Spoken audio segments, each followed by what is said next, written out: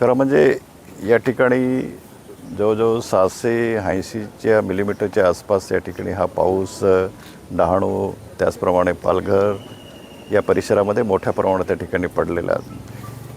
चिंचणी आणि आजूबाजूच्या परिसरामध्ये या ठिकाणी धोबी तलाव असेल, पोसेरी तलाव असेल किंवा आपलं चिंचणीचे आपलं काजलपाडा असेल आणि इंग्लिश मिडियम स्कूल आहे एम बी जोशी, त्या ठिकाणी मोठ्या प्रमाणावर त्या ठिकाणी नुकसान झालेलं आहे आणि परिणामस्वरूप लोकांचं जगणं असह्य झालेलं आहे. त्यांना अनेक ठिकाणी त्या ठिकाणी प्रशासनाच्या माध्यमातून त्यांना शिफ्ट करण्यात आलेलं आहे आणि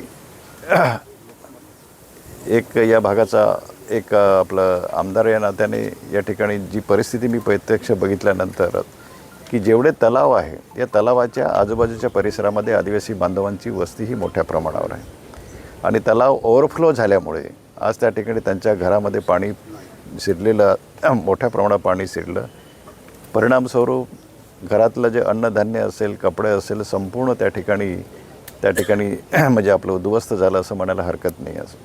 आणि अशा परिस्थितीमध्ये एक शासन म्हणून त्या ठिकाणी त्यांच्या पाठीशी आम्ही आहोत आणि जेवढे जे तलाव आहे त्या तलावांच्या आजूबाजूचा परिसर आहे त्या ठिकाणी संरक्षण भिंत बांधणं खूप गरजेचं आहे आणि निश्चितच त्या पद्धतीने संरक्षण भिंत बांधून त्या लोकांचं कायमस्वरूपी ते पाणी घरात शिरणार नाही अशा प्रकारे त्या ठिकाणी नियोजन करतो आहे.